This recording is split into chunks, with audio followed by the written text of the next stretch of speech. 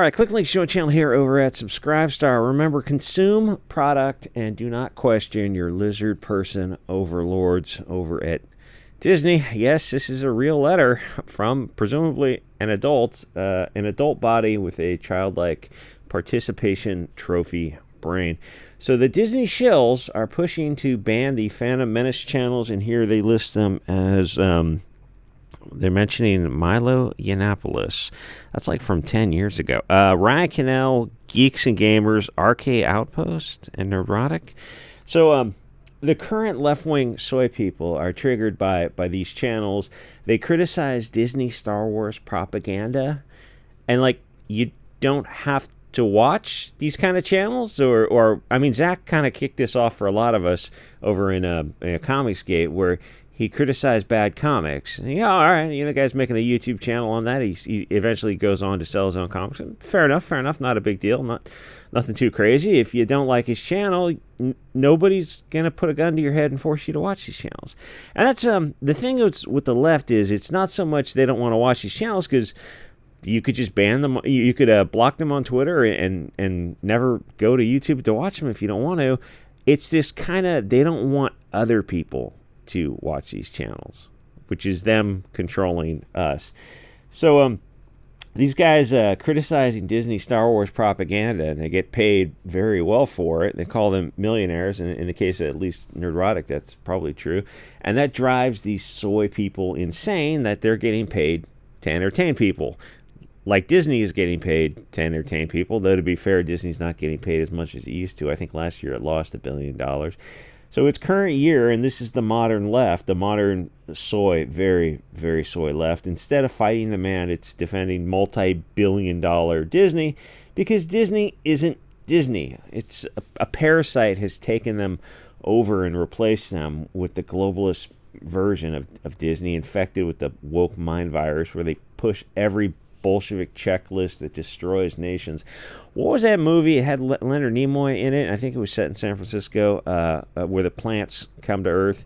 Was it Invasion of the Body Snatchers? I mean, they made a couple of reboots of that. What a great movie that was, where she's trying to explain that her husband is not her husband. God, that was terrifying.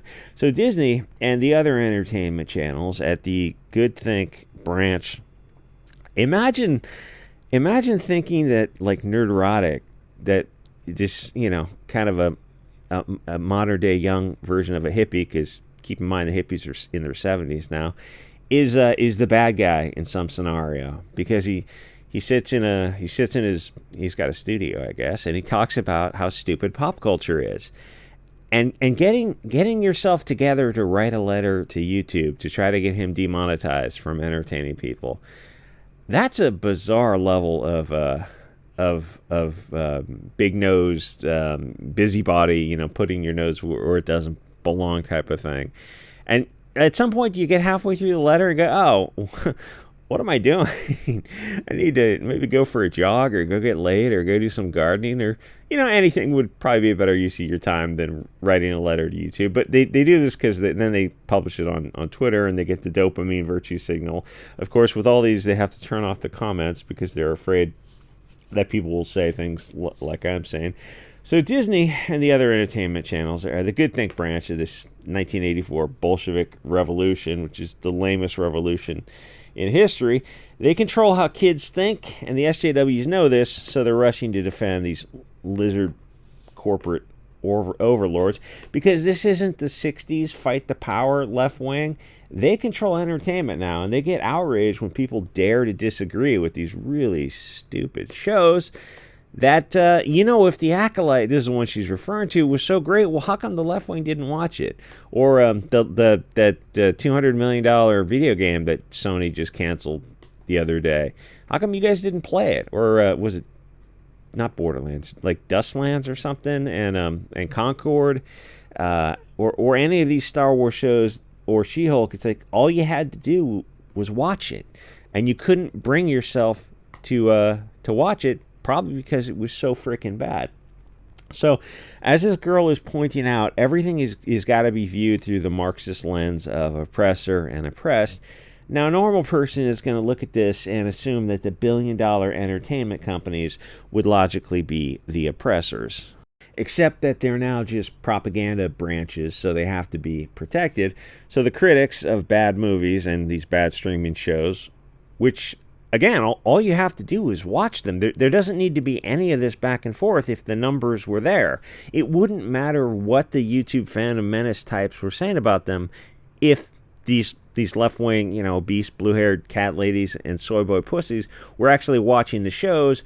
The question, well, you have to have Disney Plus, which means you have to either subscribe to Disney Plus for whatever it is a month, and then it still has to have watch time.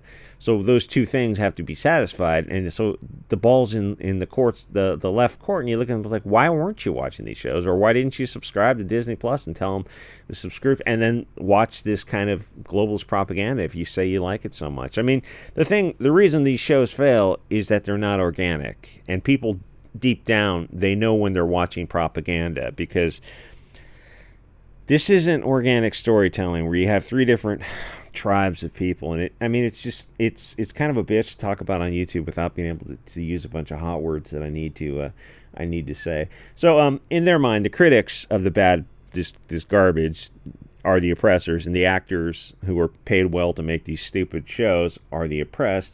Except they're not, or rather, if you want to use that logic to apply to anyone, us included, because it's not logical. It's some kind of developmentally disabled emotional argument, because the core comes down to, I feel marginalized.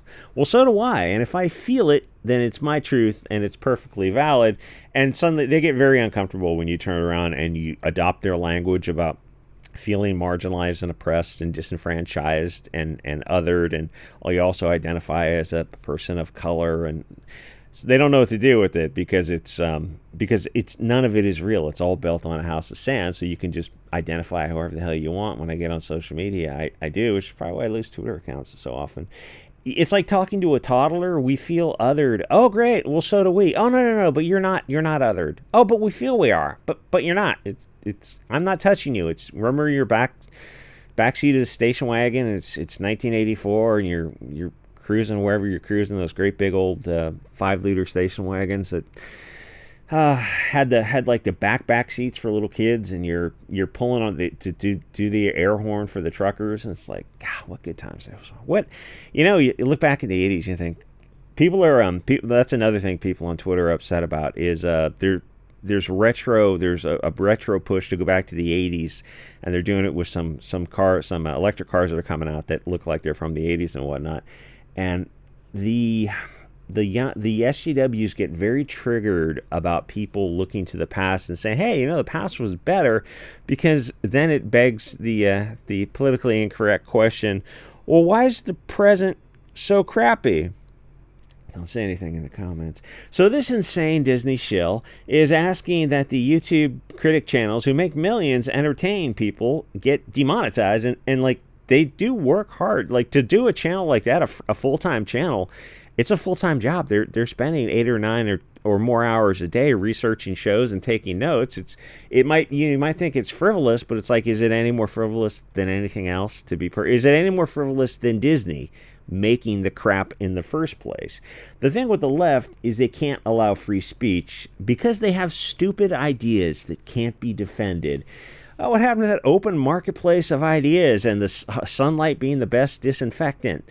They really don't believe in that, because deep down they also know they have stupid ideas. So they're talking about this show, The Acolyte, which is, I think, 8 or 9 of the Disney streaming shows. And to think Star Wars, Disney bought the rights to Star Wars, and you think that's your golden ticket. You should be printing money. All you have to do is improve on the Lucas films of 20 odd years ago that were a little too Jar Jar Binks, Return of the Jedi, the Ewoks up in the forest of Northern California. They're a little too silly. Like, all you had to do is improve on Lucas's stuff and take it to a little bit more of an adult. And they thought, Empire Strikes Back kind of vibe. And everyone thought that Disney was going to do it, and they were going to knock it out of the park. And what do you get? You just get this on-screen abortion. So the show went one season, and in the left wing's mind, it's good because the show is good because they label the actors marginalized, but they never prove how I guess this chick is Stenberg, how she's exactly marginalized. And the other thing is, why would I care? Why would you care? Why would anyone care if she's marginalized? Like, what does that mean? All these Frankfurt School words, they never define anything, and like it's all horse feathers anyway. How does her allegedly being marginalized make a better show, and why would it relate to the story at all? She's an actor. We don't care about the actor. We care about the character on screen that she's portraying. Is it a good show? And apparently the left wing didn't think it was a good show because they didn't watch. There's enough. The right wing, this is their argument. And I know I said it yesterday, but your argument is that these Phantom Menace channels are so powerful, they're able to influence, and you can say they're roughly right of center. Though if you look at Gary and Neurotic and go, oh, this is the new right of center, it's like, yeah, I guess so. It's like being a normal person is right of center. They're able to influence millions of left-wingers to not watch a show. But you just said, like, these people are, these toxic right-wing channels. Why would the left watch their shows in the first place, and why would the left take them seriously? It doesn't make any sense. Of course it doesn't make any sense. And the other thing is, like, well, if the shows are made for, like, if you didn't get an audience because the shows are made for a white male audience, then why didn't you give the white male audience what they wanted? This is for a black female audience, like representation, right? So how come the black female audience didn't turn up? It's like, well, that's like 6% of the country. It's a very small group of people. Are females in general Star Wars fans? No, of course not. And are black females, what percentage of them are Star Wars fans? A very small percentage. This is not the kind of show that females in general are on board with. Can we just get a blonde-haired, blue-eyed actor? And if you want, you can call them marginalized as well, and then everyone can be happy. Because a POC, woke, SJW female actor who did some kind of rap song about the customers, the fans, are all kind of Hugo Boss or something, she's not marginalized because she's not European. Perhaps you didn't notice, she's an actor working in Hollywood, probably making a good chunk of change. That is privilege. That's her POC privilege. And Disney marginalized a better European actor because they didn't select the actor who would naturally fit in a Star Wars universe, which is going to be some blonde-haired, blue-eyed character. They picked her because she's the opposite of that. The only people marginalized and oppressed and disenfranchised and othered and all those Frankfurt School Alinsky hot words in Hollywood are European actors, because Hollywood is anti-white, it's misandrist, it's anti-Christian, it's anti-natal, it's what's the other thing? Anti-birth. Natal is nation, but it's also what do you call the birth? It's anti-birth. It promotes the left-hand path of structures that they call family, but that don't produce life and continuity of the tribe. And how did the left wing get this thin-skinned and whiny that they have to beg to silence any criticism of a mega corporation, $150 billion? It's though the future of Disney is it's more uncertain now than it was 5 years ago, because they've had a long string of bombs to the point where they've tarnished the Disney name. Now is associated with woke, or the perception of woke. And when you see a female POC, what's the perception? The association is going to be woke. And you say that, and it drives these left-wing people insane on Twitter.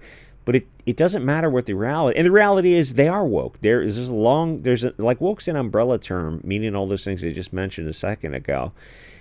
It's anti-tribe is probably like the shortest explanation of it. It's globalist, which is the opposite of tribalist, which is kind of the same thing as nationalist, where it's just following a checklist, like the Bechdel test. And you look at the left wing and you go, that's literally a checklist for propaganda.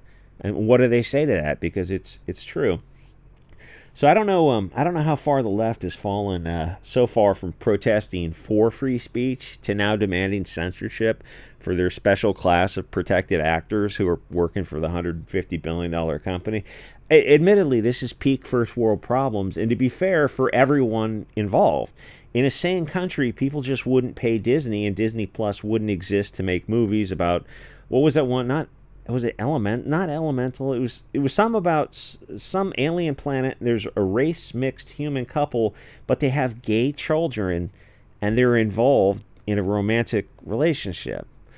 So why would you sexualize children, Disney? And you look at the lizards who are running Disney, like, you probably vacation on some island off the coast of Florida, don't you, Disney? Um, Anyway, or race swapping every single white character. How well did Peter Pan do? He's an Indian kid. It's like, but it's an English story. Oh, and there's two little lost girls, the little black girls, but they're supposed to be English, and they're supposed to be. It's literally in the Ben Shapiro moment. It's in the name, the Lost Boys. How does this work? Oh, because girls are too smart to fall out of their prams. So these are stupid lost girls. Yeah, pretty much. And there wouldn't be any channels pointing out all this globalist propaganda. It's all cancer, but the thing is, Disney isn't harmless. It is dangerous Bolshevik propaganda, and those neurotic Ryan Cannell, there's a bunch of other these kind of channels. I don't watch YouTube anymore because it's cancer. He's not. Those channels aren't just pop culture grifters. They might have got into it as grifting, and they might even see themselves as just, it's just cashing a check to do something they're good at, to make a few $100K a year doing pop culture channels. But it's actually important, this stuff they're doing. And I know how weird that sounds to say channels that are criticizing pop culture is important. It is, because it's not just pop culture. There's this very dark, deep, nefarious abyss underneath this worm that is Hollywood. It's like if you could actually, it's the Dean Koontz book, Twilight Eyes, kind of a They Live moment. If you could actually see what's underneath the surface of Hollywood, that these channels are in Constantine, where the guy's trying to save the dude, and you can see that he has angel wings. They're doing good work because Hollywood is actually evil. I mean, like, biblically evil, like, prophetically evil. Criticizing Disney is important because Disney is made up of every reference is going to be a pop culture reference. V from the 80s, where they peel back the skin and you see it's a lizard person. Anyway, like, comment, subscribe. See you guys all next episode.